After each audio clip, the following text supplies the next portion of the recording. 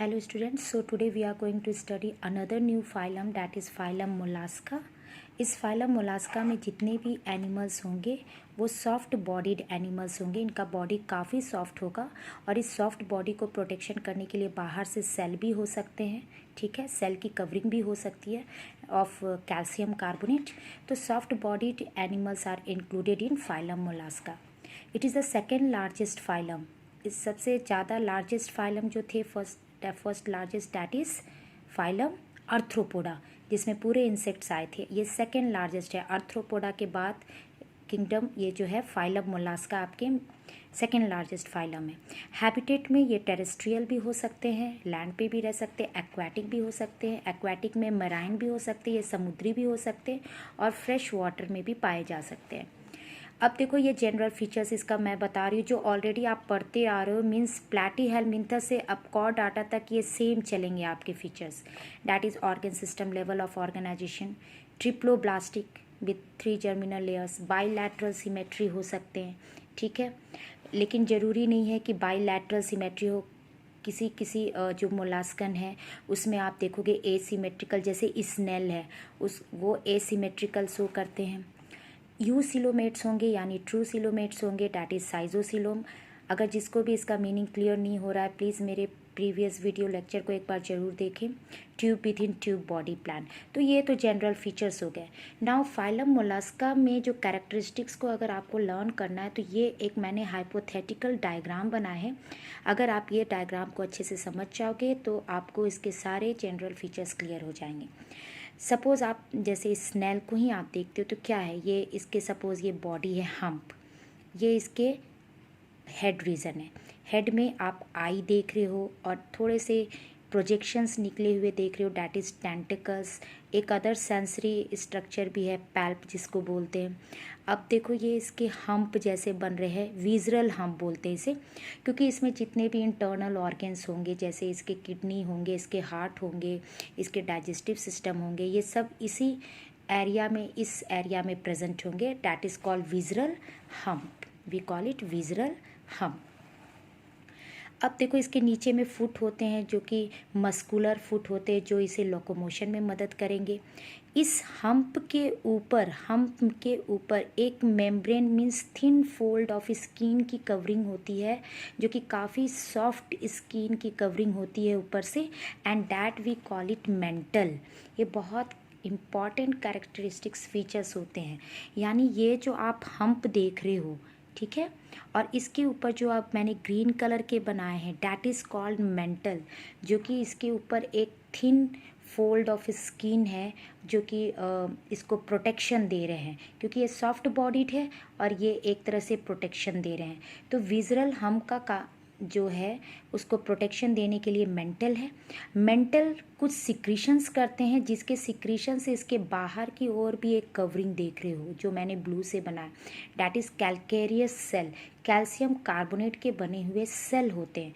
Obviously अब ये cell है, अंदर सॉफ्ट बॉडीड है तो उसको प्रोटेक्शन देने के लिए सेल होना चाहिए, ठीक है। तो ये मेंटल के सिक्रीशंस, तो मेंटल दो काम कर रहा है। एक तो प्रोटेक्शन दे रहा है विज़रल हम्प को, क्योंकि इसके अंदर इंटरनल ऑर्गन्स है सारे जिसको ये प्रोटेक्शन दे रहा है। दूसरा कि ये एक सिक्रीशंस भी कर रहा है, कैल्शियम कार्बोनेट की सिक्रीशंस भी करता है, और एक ये प्रोटीन भी बनाता है, वेरी इंपॉर्टेंट प्रोटीन भी बनाता है, ठीक है। तो जिस प्रोटीन का नाम है यहाँ पर कॉन्क्योलिन प्रोटीन, ठीक है। तो कॉन्क्योलिन प्रोटीन और कैल्शियम कार्बोनेट ये सीक्रेट करता है, right. Now you can see here कि इसकी एक कवरिंग बन गई। मेंटल और विज़रल हम्प के बीच में एक स्पेस देख रहे हो आप, you can see this space in between visceral hump and mantle there is a space और cavity, we call it mantle cavity. ये पूरी तरह से देखो ये कैविटी एक्सटेंडेड है, राइट। अब देखो ये इसका हेड है, ये यहाँ से माउथ है, माउथ से देखो ये फेरिंग्स जा रहे हैं और इसके डाइजेस्टिव सिस्टम जा रहे हैं और यहाँ पर एनस खुल रहे हैं, यानी इसका डाइजेस्टिव सिस्टम कंप्लीट है। माउथ एक ओपनिंग है और एनस एक ओपनिंग है, ठीक है। यहाँ पे इसके स्टमक है, इसके इंटेस्टाइन है, तो इस तरह से इसके स्ट्रक्चर जा रहे हैं। ये मस्कुलर फुट है।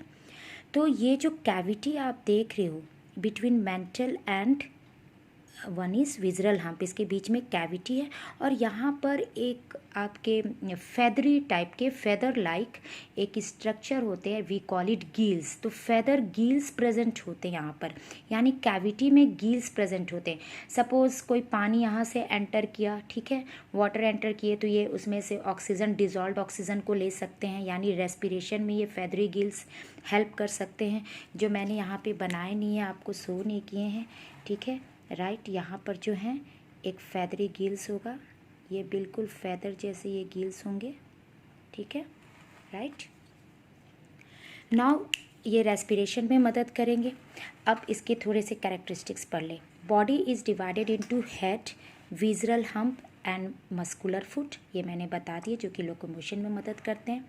मेंटल एक soft fleshy fold of skin है, उसके स्पेस जो मेंटल और विजरल हम्प के बीच में जो स्पेस है उसे मेंटल कैविटी बोलते हैं। और मेंटल के सिक्रीशन से बनते हैं कैल्केरियस सेल। अब देखो, सेल इंटरनल भी हो सकते हैं, बॉडी के अंदर भी हो सकते हैं, जिसमें कटल फिश आ जाते हैं, या एक्सटर्नल, जिसमें मोस्ट ऑफ द मोलास्कन जो होते हैं उसमें बाहर की ओर सेल बनते हैं।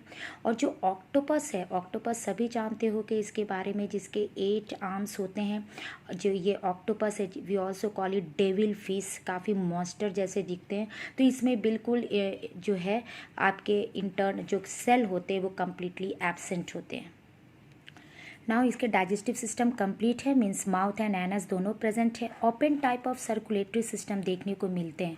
अब मुझे बताने की ज़रूरत नहीं है कि open type of circulatory system क्या होते हैं, जिसमें जितने भी ऑर्गन्स है वो डायरेक्ट ब्लड के कॉन्टैक्ट में होते हैं, क्योंकि उसमें कैपिलरीज, वेसल्स जैसे चीज़ नहीं होते। नाउ ब्लड जो उसमें फिल्ड होगा, डैट इज़ कॉल्ड, उस कैविटी को क्या बोलेंगे, हेमोसिल। और जो ब्लड है वो जनरली कलरलेस होते हैं, पर इसमें आप देखोगे कि कुछ ब्लड, जो कुछ मोलास्कन है उसमें ब्लू कलर दिखते हैं, ब्लड का कलर ब्लू दिखता है, क्योंकि उसमें पिगमेंट होते हैं हेमोसानिन। ब्लू क्यों दिखते हैं, क्योंकि जो हेमोसानिन पिगमेंट होते हैं उसमें कॉपर होता है, जिसकी वजह से ब्लू कलर मिलते हैं। अब बकल कैविटी में एक स्ट्रक्चर प्रेजेंट होते हैं जो फाइल लाइक रैस्पिंग ऑर्गन होते, we call it radula. Now you can see here, मैंने यहाँ पे रेडुला बनाए हैं, ठीक है। ये रेडुला में, इसमें ये जो रेडुला है इसमें एक काइटिनस टिथ बने हुए हैं, एक रोज़ में है बिल्कुल काइटिनस टिथ। अब देखो ये आप कभी भी कोशिश मत करना कि इतने सॉफ्ट बॉडी के जो एनिमल्स हैं हमें कोई नुकसान नहीं पहुंचाएंगे। अगर आप इसके पास जाओगे तो आप देख सकते हो इसके माउथ से थोड़े से अंदर में, यानी फेरिंग्स रीजन में इसके रेडुला प्रेजेंट होते हैं, जो कि काइटिनस टिथ होते हैं, टफ टिथ होते हैं, ठीक है, जो ये इस्तेमाल करते हैं, राइट। नाउ इसके जो रेस्पिरेशन है मैंने बता दिए कि उसमें गिल्स प्रेजेंट होते हैं, जिसको we also call it ctenidia, ctenidia भी बोलते हैं, जो कि फेदरी गिल्स था, ठीक है। नाउ कुछ जैसे कि डेंटेलियम है, एलिफेंट टस्क है, वो रेस्पायर करते हैं मेंटल के थ्रू, ठीक है, मेंटल के थ्रू उसमें रेस्पिरेशन होती है। ये सारे कुछ एक्सेप्शनल केसेस हैं।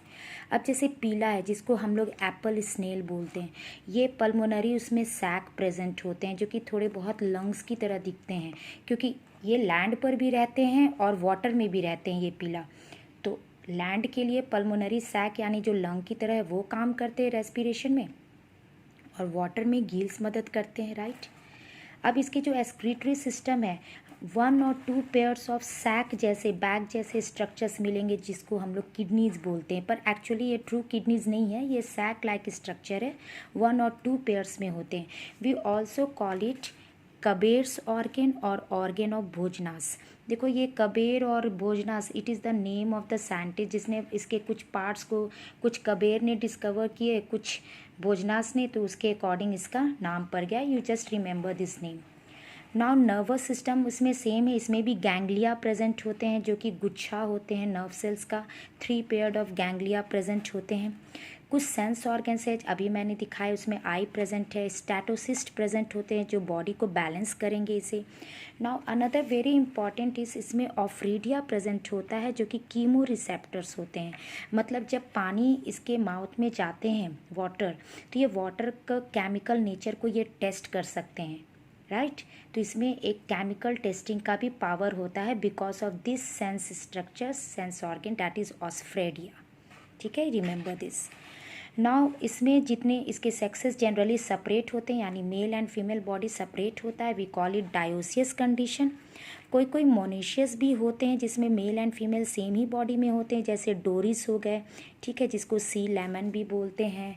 And another one is Aplysia, we also call it sea hare. आपने हेयर देखा होगा, उसके आपने ईयर्स को देखे होंगे, उसके स्ट्रक्चर जैसे होते हैं, इसलिए बोलते हैं सी हेयर। डोरिस को लेमन बोलते हैं क्योंकि ये लेमन के शेप के होते हैं।